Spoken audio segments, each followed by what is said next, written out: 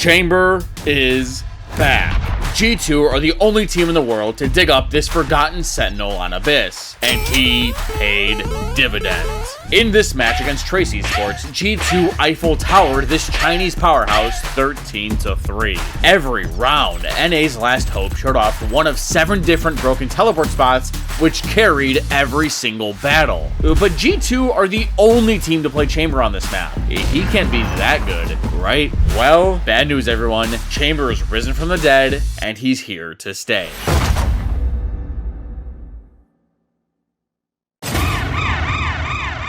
Valorant Mobile is coming soon, and Red Magic's 10S Pro gives you the sharpest competitive advantage possible. Red Magic is today's sponsor, and they're the #1 rated choice for mobile gaming. They've sent me the Red Magic 10S Pro, and it runs games smoother than my PC. This phone plays at 144 Hz, which is better than most monitors. Their new device even has its own built-in liquid metal cooling system so you can't overheat. And with every generation of phone, Red Magic's devices keep improving and improving, but they never jack up their price. The battery on the 10S Pro also provides up to 52 hours of power, and it recharges in just 40 minutes. You can also customize these phones to no end. Change your crosshair, vibration, or even sound equalizers. And now Valorant Mobile isn't out yet, so I've been running similar FPSs so that I'm ready. Oh, by the way, if you want a fast pass to a Radiant Gun Buddy, you're going to need this phone. Whether you're a hardcore gamer that wants the most competitive edge possible, or a casual who wants the nicest mobile graphics I've ever seen in my life,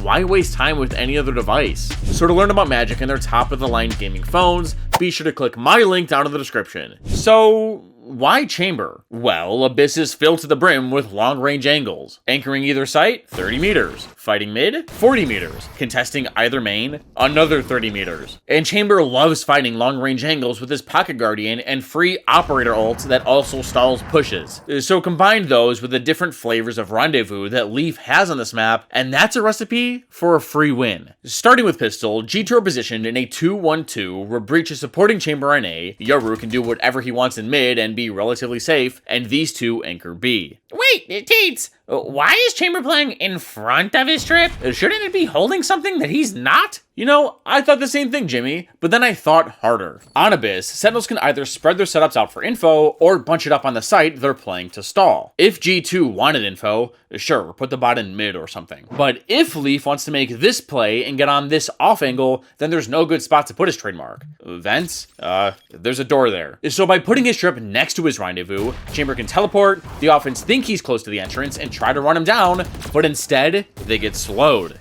Teams don't expect Chambers to play right on top of their trademark. It's kind of a bait. And now without a Sentinel, Tracer positioned in a 1-1-3 default, headed right for our main character. Fang opens a match by smoking the entrance of main, which would force a Chamber out into the open, right into Bianca's recon, which isn't tagging Leaf. By the way, Leaf does this all the time. The quick double hop can TP out, but Trace have done their homework. They've seen Leaf make this teleporter play before, and have to invest a good amount of utility to get him off the line. Now that he's been beaten back, Leaf retrieves his whole setup and Trace back out as well. Their next objective is to use their double smokes to clear out Books, the only spot Yoru could safely play, and split B with her Astra, who's been holding patiently. Astra pops her Nebula, Omen smokes Gap, and Trace contacts the way up mid, but G2 feel like something's up. Back on A, Chamber hasn't seen anything, so Jonah leaves him and his Pocket Guardian to solo A and charges up his vault line, ready to respond to whatever Trace have up their sleeves. Can Trace, though, live up to what they now have to do after these smokes? once again forcing a teleport out. I really like how Trace have paced their way in here. Valen, though, look at that triple stun, and he is just feasting. Oh, the theory in the world is lovely, but the execution is not there. A was quiet, B was quiet. The only spot the attackers could be was behind these smokes. So in the mid-round, G2 formed an on-the-fly contact trap where Trent backed up to spawn, Valen in heaven, and whenever these two took contact, Jordan P filled the lane with his fault line. And finally, Astro gets dookie down by Chamber. Now, Chamber does go silent for a few rounds, but while he's not getting kills, he's still playing mind games. On the anti-eco, Chamber soloed mid. With this new rendezvous and spawn, he can fight whichever side he wants in a bunch of different off angles and get out. Sure, spawn is a long ways away, but here's his plan B. In order for the attackers to actually pressure mid, they have to scale all the way down library and snap the spot, which technically holds both lanes. Or the attackers can make this jump, but I've never seen a pro player lurk this way successfully before. It's just too noisy. In case you didn't know, you can make this jump silently. Just do this. Isn't that cool? But since all Trace had were pistols, they couldn't find much and 3 of them decided to jump. They were hoping G2 would see the kill feed and let their guard down, but they didn't. Then on Trace's first full buy, they had the same plan as pistol. Pressure A, then mid. But again, Trace really did their homework, because when the offense went back to mid, Bianca ripped a shock dart, not that one. He ripped another shock dart headed for Leaf's trap, but he pulled it back before it could get broken. Remember that. But the offense headed A, took sight, and when Leaf's bot recharged, he placed it in mid so his team wouldn't have to worry about getting flanked during this retake. Trying to find some way in.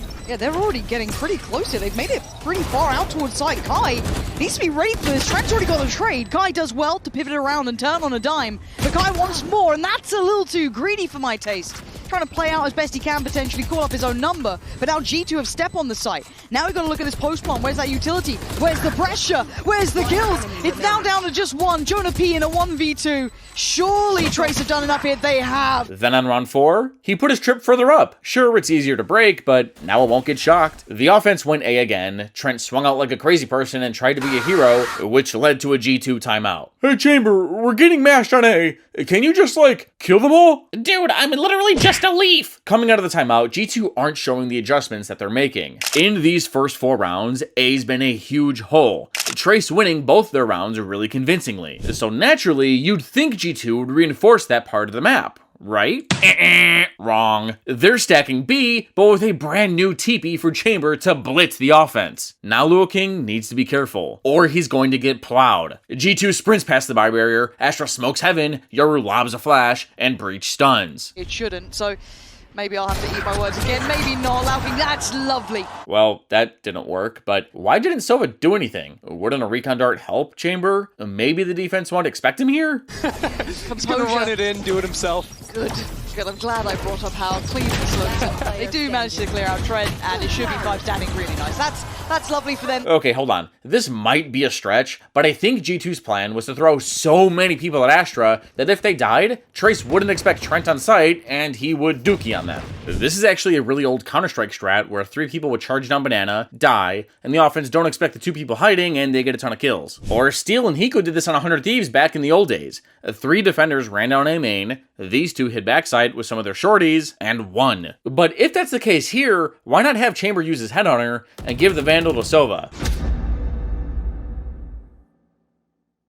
G2 are finally on their first full buy after their timeout, meaning they're going to plug up their A-hole with Chamber. Before, we saw Leaf 2 parkour around A main and set up in a ridiculous off angle, but now Breach is charging up his fault line to rip it into lobby, allowing Chamber to peek deep, and if the offense rush faster, his trip is the failsafe, ready to slow them down. But in their 2-1-2, he's not the only one changing up their playstyle. Jagamo is going to play past Trace's double smokes. G2 overall are playing more aggressive. Now the offense still have the same game plan in mind. Default mid and A, then end A since it's been working. Both teams act quickly as the round starts. Jagamo walks past the attacker's double smokes, and the A players try to fault line for a late recon. Leaf snaps it and gets back on the line. Now, the defense see nothing B, Leaf's on the A line, and now reinforced with a star just in case. Again, the only spot Trace could be headed is mid. So Jonah P rotates over, Trent 2 right after, just in time to contest the offense's default. Fang smokes B-Link, and KO flings his knife through mid, tagging Sova, but not much else. Now, they want to pressure the area a little harder. So Heibei mollies top mid, which forces the defense to respond with a flash and recon. It doesn't tag, but Jagamo sends out another gate crash and gets on the line, but the offense sent 2 more smokes out to deny information. Omen even shows himself at the last possible second. Now, in Trace's mind, they've created enough noise in mid to attract over a 3-stack, and they're right. So while they're backing out to go A, 3 G2 members are sticking around ready to fight the offense head on and trust in their anchors to do their job.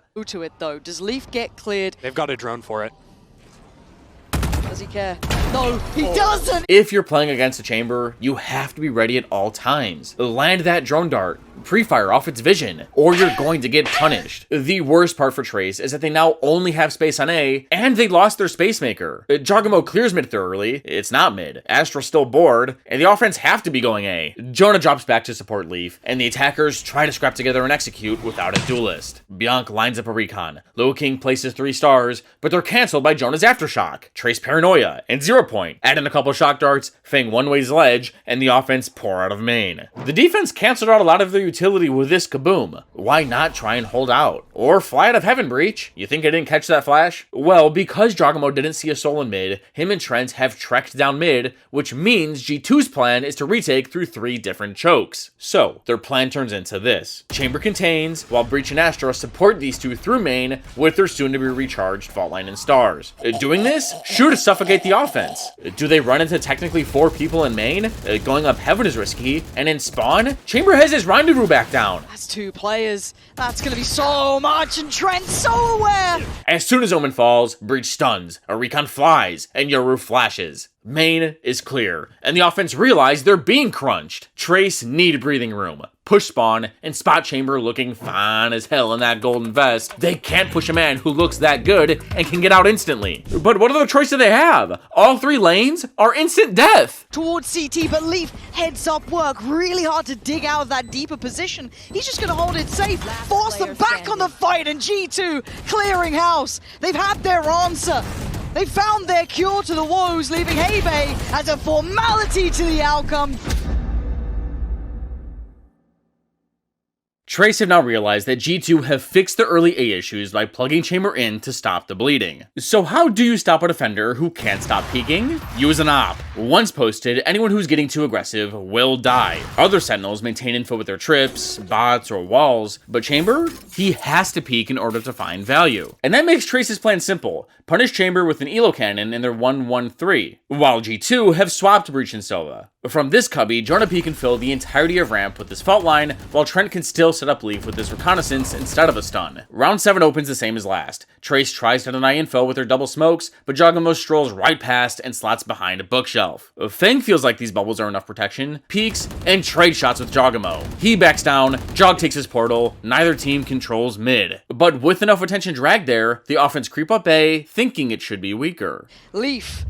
That's a high-low swing coming here on the 3-2-1, I'm sure. And oh my god! Just fucking why? We know Chamber's probably A, so we slow walk into his crosshair? Again? At champs? Yes, I said the op is good at punishing aggressive defenders, but you need to get on the angle first. You can't just walk into it. Good players will destroy you, and Leaf is one of the best chambers in the world. Like, why not use your 0 point that recharges? Well, without a space maker, Trace are now boned. Their smokes have also just faded in mid, and G2 have cleared out these lanes with a clone and recon. Trent rotates back to Leaf, who tries to shock dart Bianc, who just grabbed his last ult point, and he releases his all drone, doesn't spot much, and he backs off to group B. Now G2 have a plan for each lane. On A, Chamber's rendezvous is almost back online. He's going to slap it down and spawn and play in another dirty off angle, use his Sova's recon from heaven, get his, get out. Jogamo's in mid, spotting both lanes, with a gate crash headed to jump up on B, where Breach is primed us on ramp for him and Astra to flood out with her stars. But Trace have one more trick up their sleeve. They've split B before, so on their way back, Fang smokes off gap, which attracts the attention of the whole defense. This info denial has G2 remembering the split that they saw on Pistol. So with Jonah P's fault line, he's ready to stall the offense in either lane. Now Trace are finally grouped B. I wonder if they're committing all their ults. Trace, that's 1 down. Maybe another to send in a 4v5. It's just falling apart. But G2 carved the perfect place to play from. This was an anti-Astra wall setup. G's 2 plan was to pop these 2 stars when Trace used their Astra ult to go B. This smoke isolates a sliver of an opening to peek main with the fault line, a one-way for preventing a close swing, and this smoke protected them from backside, and Breach's Aftershock stopped any trades. A nice shot and good planning has resulted in a 5 versus 3, and Trent's tagged backside with his recon. They're hesitant to plant, especially against a big-ass laser. But the plant, gonna be denied for now. Not gonna come down. Hunter's Fury on top, and Trent just blind, sending that perfect. Hebei and Low King, what are you meant to do here? That's what you're meant to do. Fight your way forward. But it's a 1v2, and time is not on your side. Trace, take a timeout. They've lost the lead. Go, Chalp! We're getting spinked out here! Oh, idea. Maybe try dry peeking Chamber again. Trace had figured out the cure for this Chamber cancer. Blitz his ass. Every time Chamber's playday this game, it's been close to the entryway to get an early first blood and get out. So by running him down, Jet can catch Chamber, as his teleport anchors can't be that far. But G2 are smart, and no Trace are going to be thinking this. So Chamber's back in spawn, where he was in the second half of last round. Leaf expects that Trace are going to utility dump him, so by playing this far back, he can let them burn it all early, have none for backside, and bag a first blood. But there's more layers to this game plan than Chamber just moving his TP back. You'll see. Trace explode past the buy barrier. Smokes and stars get placed. Pull back. A knife went flying. A recon. Jet flies forward behind her Chaos Flash, which hit Chamber. Leaf is forced to teleport, and Trent took the rope into heaven after getting paranoid. But he enters back with a recon behind Valen's side smoke, and both anchors come back out with reinforcements. Trace can't blindly push through the side smoke, so Sova drones from far back, but Valen sucks behind it, and Jonah P breaks it from heaven. So Hebe preps a flash. This is weird. Oh, this is bizarre. Yeah, Trent, I'm pretty sure was blind during this. What is this massacre happening on the site? Yes, Chamber set up and spawned because he knew Trace were going to bum rush him. But G2 really sold this bait. At the start of the round, Trent ripped a shock dart at main to make it seem like Chamber was advancing behind it. This fueled Trace's new game plan of rushing Leaf. But instead, Trent's intention was to bait the offense into setting off this trip. The little robot slowed the offense down enough for both Jogamo and Jonah P to rotate over and get in behind Valen's sight smoke, which is something he hasn't placed all game. Meaning, this whole round and new game plan was a mega bait centered around the way Chamber's been playing A, and Trace took the bait. The next round, Trace went B and got destroyed by G2's triple ultimate retake, Dimensional Drift, Cosmic Divide, and then Rolling Thunder. The only way to beat something like this is to get stupid aggressive. Don't let the defense have a chance to use their ultimates. I mean, they had their Hunter's Fury, why not blast it up B-Link and try to make a play? Oh well, they sat behind Pillar and got farmed. It's another full buy, and Trace have forced up behind their Jet's Blade Storm and are back to their 1-1-3 default. But because Chamber's been playing passive in back-to-back rounds, Leaf is pushing deeper than he has all game, but is being safe about it. In G2's 2-2-1, breaches fault lining main for Chamber to peek, but Leaf's teleport is in heaven this time. He knows that Trace have tried to run him down in the past, but with this teleport in the corner of heaven, he'll be safe behind the attacker's smoke. But he's not the only one in this team that's getting aggressive. The round opens with Jonah P ripping his fault line down main, but not in the middle, angled like this. Chamber goes for a quick peek and backs off. He turns and snaps Bianca's recon, and the offense know Leaf's here. So Hebe pulls out a flash and lobs it. Combined with Astra Stun, Leaf snaps his fingers for the entire map to hear. He's been pushed back, but look at Jogamo. Read in the game. No, it's just falling to bits, isn't it? Look closely at G2's timing. Jogamo waited for Leaf to attract the offense's attention before going for the kill. And the worst part is, Omen's paranoia is a huge piece of Trace's execute. It covers half of A. Now, without a lot of map control, the offense kind of just wait around for 25 seconds, make sure Yoru isn't pushing deeper, and eventually group up to go A. Now, I think Kai is waiting for a defender to peek out for info, but there's no need with this trip. Jet gives up hope and tells Bianca to drone, but Breach hears it. Blindingly obvious. Oh, Bianca has to kind of get out of that one, and again, Sova barely makes it out, but Kai flies into his Astros one way. close towards sight. This position, we saw it taken before. I think it was Trent here last time. This time around, Jonah P finding the pixel to play from. It's lovely from Trent. Swings on in, and that confidence stays sky high. Bianca, the last one to try and pull off a 1v3. It ain't happening. I think Jet's plan was to updraft and dash into the smoke that should prevent the defense from swinging bridge. Then Hebe would lob a flash for Kai to peek back sight, but none of that worked. The offense had no choice but to flood in and try to trade their Jet, who just face blinded. But because Chamber was able to safely hold on to back sight, tethered to his rendezvous, Trent flew in with his recon dart, Jonah P dropped back out of heaven off their contact, and Leaf, TP still active, finished the job.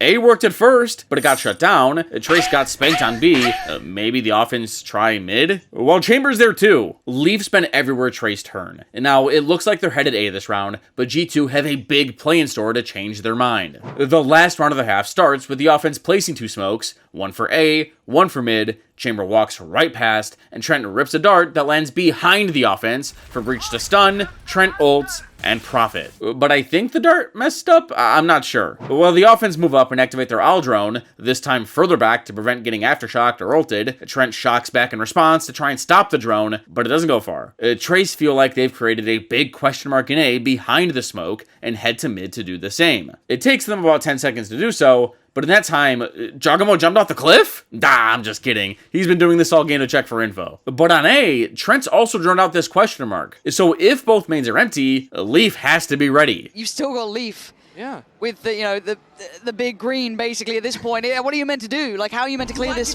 in any sort of way? He's in front of the wall. He is. Oh, another body drops. This is probably the most common chamber rendezvous spot that was first discovered when Abyss was initially released, and Leaf didn't use it all half, until now. Trace were caught off guard again, and what is this wall? They have to keep trying to fight forward. They do find Leaf on his almost greedy re-peek. It was a bait. This cosmic divide cuts the map in half so the attackers can safely split A through vents. Kai pushed past it and waited for the defense to come investigate and caught Chamber lacking. Then Kai updrafts and dashes into vents. Him and Omen push through, and the offense have a billion smokes to toy with. Trace have taken so much map control, but with these two tools, G2's retake won't be that hard. Jogamo enters a dimensional drift and starts calling out to Trent where Trace are. He's flashing, body blocking, breach aftershocking, Valen sucking, and he gets one. Liu King trades almost instantly, but does he expect Valen's lurk? Earlier, Leaf told him that he heard Jet updraft and dash in events, which enabled this flank.